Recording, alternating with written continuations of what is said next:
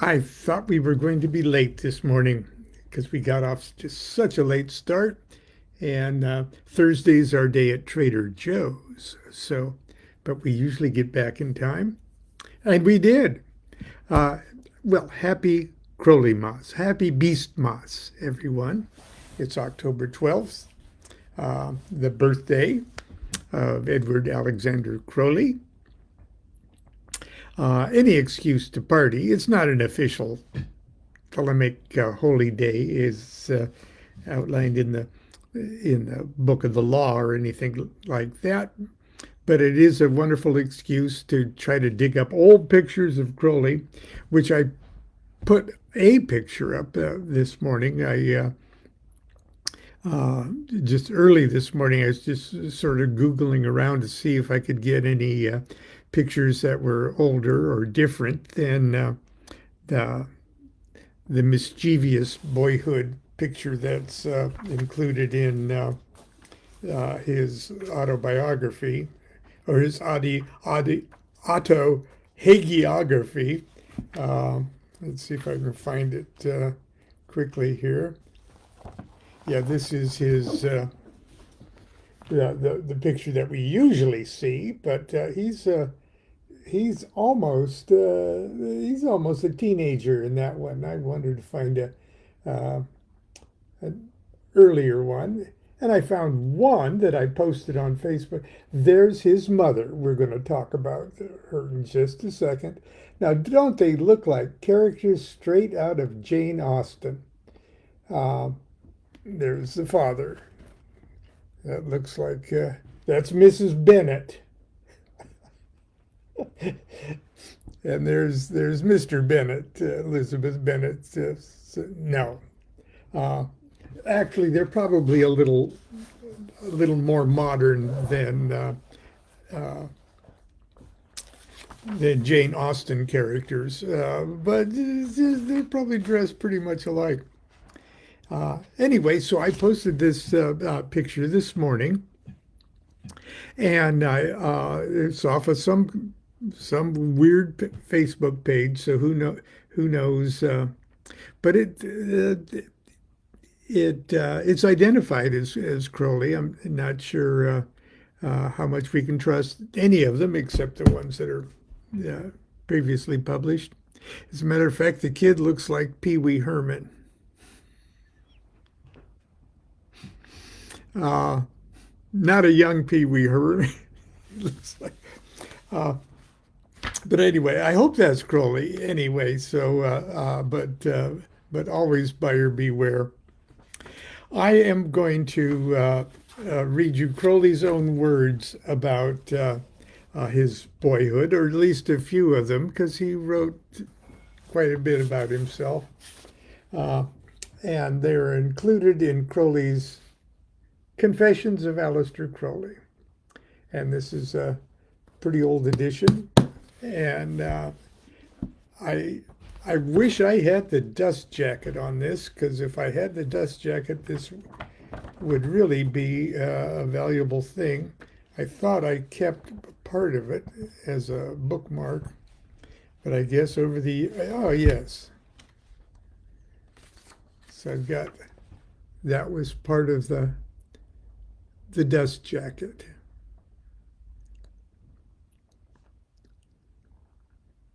So anyway, that being said, I'm just going to share just the opening words of chapter 1. Now, Crowley, until a certain magical initiation in his life, in his personal life, Crowley refers to himself in the third person until that event a little later in his life, and then he starts to refer to himself as I. But at the moment, he's writing in the third person. Edward Crowley, that's that guy with the mutton chops. The wealthy Scion, how do you pronounce that? Scion. Scion. Excuse me, I just got out of the car. I'm a little punchy. Edward Crowley, the wealthy scion of the race of Quakers, was the father of a son born at 30 Clarendon Square, Leamington, Warwickshire, or Warwickshire, on the 12th day of October, 1875 EV, between 11 and 12 at night. Leo was just rising at the time, as nearly as can be ascertained. The breach, excuse me, it might have been a breach. The branch of the family of Crowley to which this man belonged had been settled in England since Tudor times, in the day of Bad Queen Bess. There was a Bishop Crowley who wrote epigrams in the style of Martial. One of them, the only one I know, runs thus. The bods and the stews be all turned out, but I think they inhabit all England throughout. I cannot find the modern book which quotes this as a footnote and have not been able to trace the original volume. Crowley digresses a lot, too. The Crowleys are, however, of Celtic origin. The name O'Crowley is common in southwest Ireland, and the Breton family of, and I'll spell this, Dequeuiroule.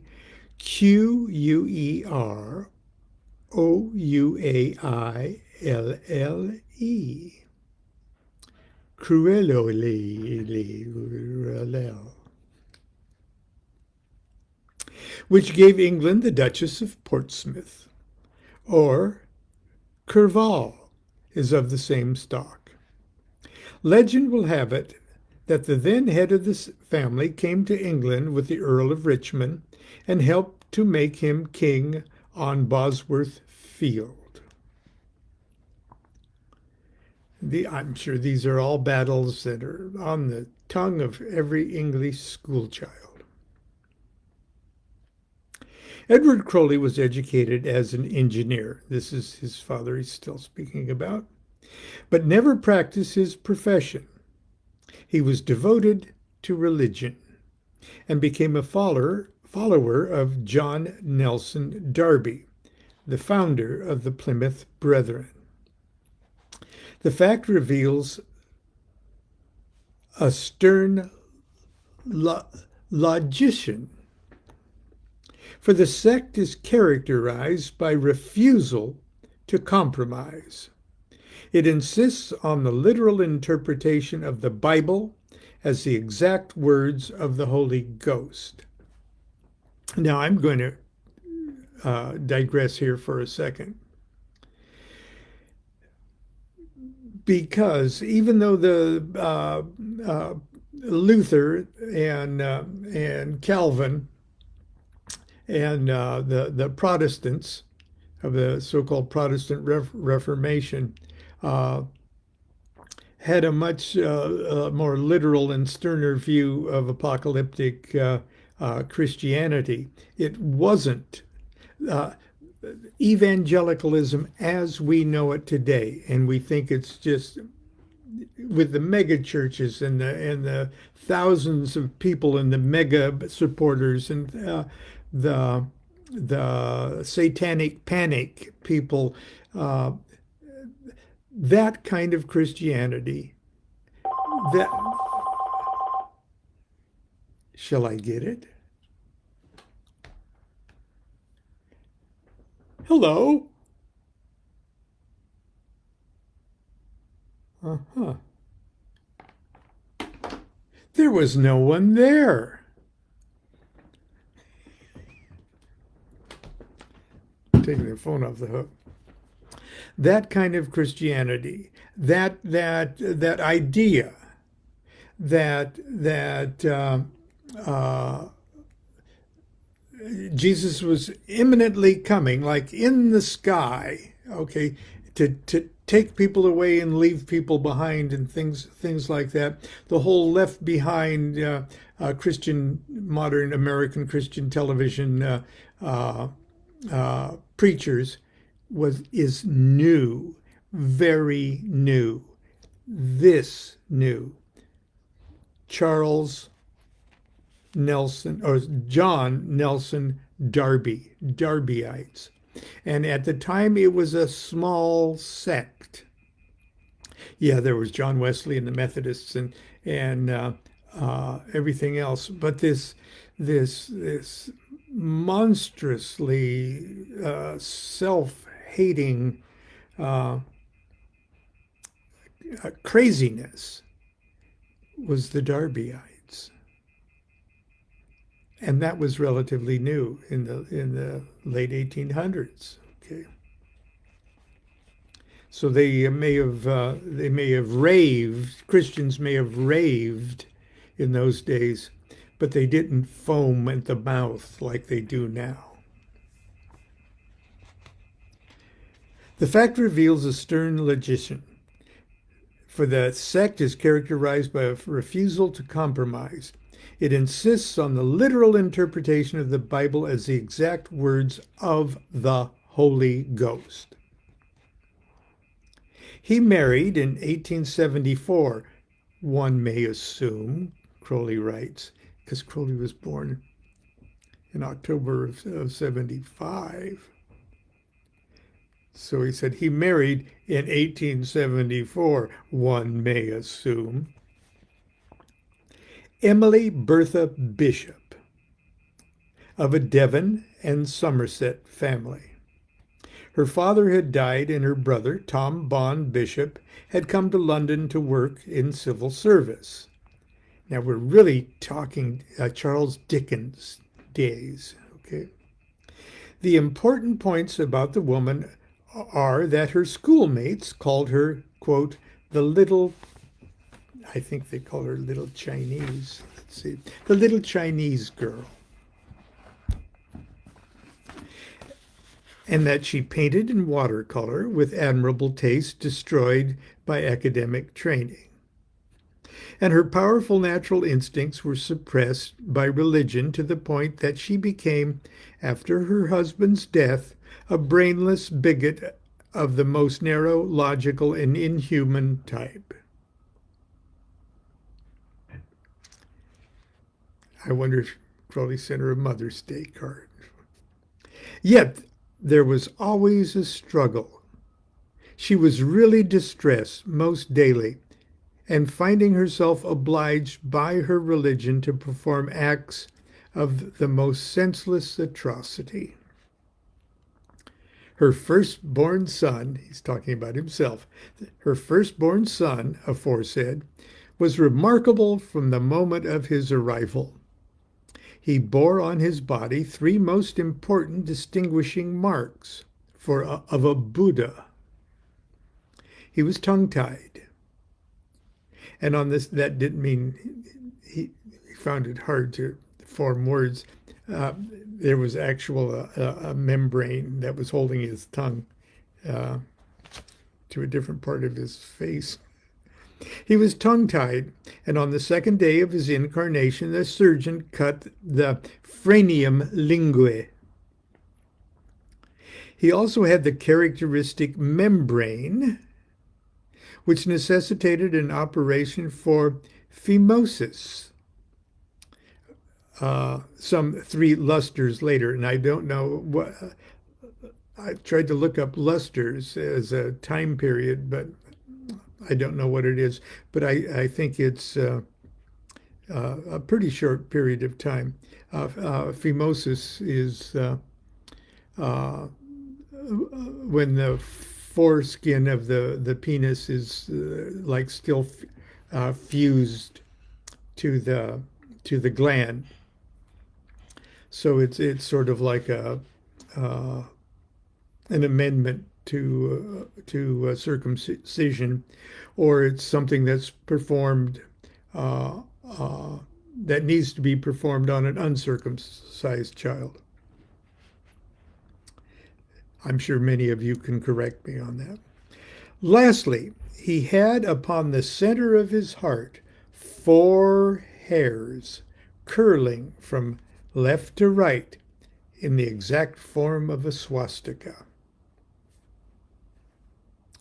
He was baptized by the names Edward Alexander, and later the latter being the surname of an old friend of his father's, deeply beloved by him for the holiness of his life.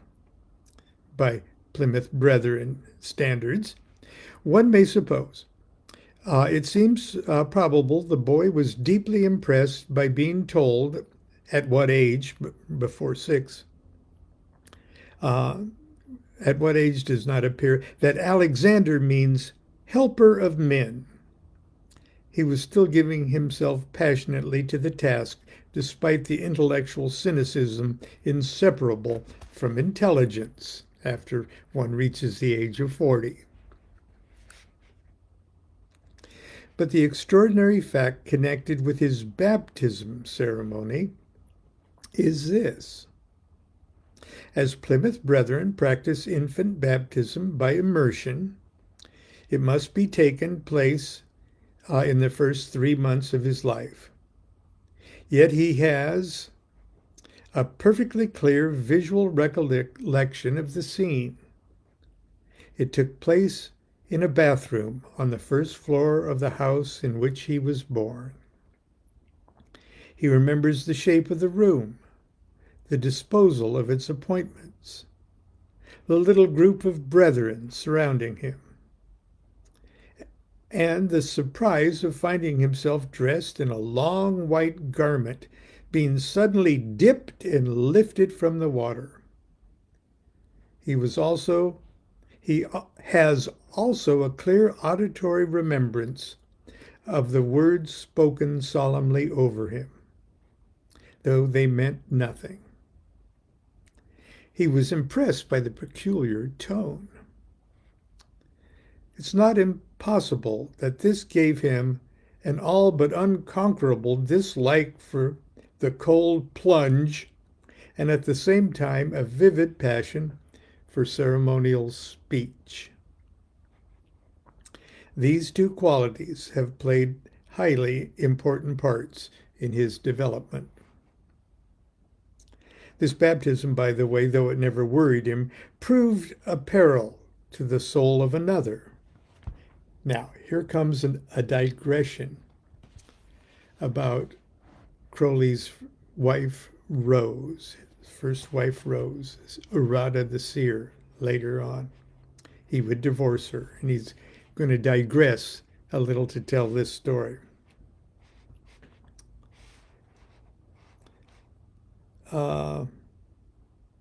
When his wife's conduct compelled him to insist upon her divorcing him, a formality as meaningless as their marriage, and she became insane shortly afterwards, an eminent masochist named Colonel Gromley, R-A-M-C, dead previously, then, and since, lay in wait for her at the asylum gates to marry her. The trouble was that he included among his intellectual lacunae a devotion to the Romish superstition. He feared damnation if he married a divorcee dipsomaniac with non-parva partial dementia. The poor mollusk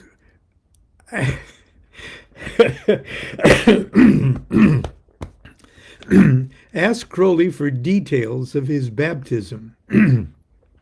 He wrote back that he had been baptized in the name of the Holy Trinity. It now appeared that, had these actual words been used, he was a pagan, and his marriage void. Lola Zaza, that's their child, a bastard, and his wife a Litolove. Crowley tried to help the wretched worm. He's talking about the guy marrying her. But alas, he remembered too well the formula. I baptize thee, Edward Alexander, in the name of the Father, and the Son, and the Holy Ghost. Unquote.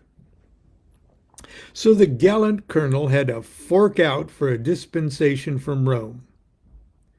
Crowley himself squandered a lot of cash in one way or another, but he never fell so far as to waste a farthing on a 3-card trick or a 3-card God trick.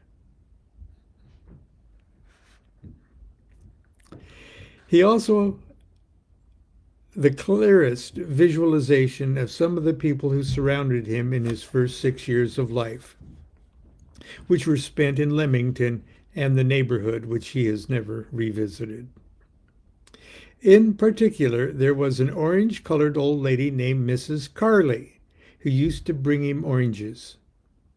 His first memory of speech is his remark, "Can I have an orange?" This, however, is remembered because he was told of it later. But he's in full conscious memory of the dining room of the house, its furniture and pictures with their arrangement. He also remembers various country walks, one especially through green fields, in which a perambulator figures. The main street of Leamington and the Leam with its weir he loved, he has loved weirs ever since. Guy Cliffs at Warwick and the castle with its terrace and white peacocks. All these are as clear as if he had seen them last week. He requires no other room in the house except his own bedroom, and that only because he came to himself one night to find a fire lighted, a steam kettle going, a strange woman present, an atmosphere of anxiety and a feeling of fever, for he had an attack of bronchitis. He remembers his first governess, Miss Arkell, a gray-haired lady with traces of beard on her large flat face and a black dress of what he calls bombacine. Although to this hour he does not know what bombacine may be, and thinks that the dress was of alpaca, or even, it may be, of smooth, hard silk. And he remembers the first indication that his mind was of a logical and scientific order. Ladies, now kindly skip a page while I lay facts before a select audience of lawyers, doctors, and ministers of religion.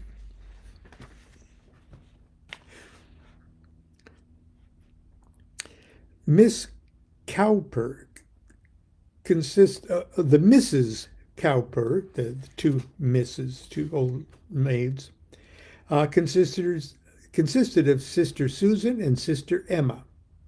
The one large, rosy, and dry, like an overgrown radish.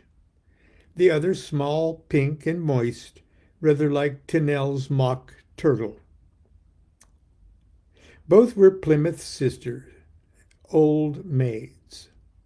They were very repulsive to the boy, who never since liked calf's head, though partial to similar dishes, or been able to hear the names Susan or Emma without disgust. One day he said something to his mother which elicited from her a curious anatomical assertion. Quote, "Ladies have no legs." Shortly afterwards, when the Mrs. Cowper were at dinner with the family, he disappeared from the chair.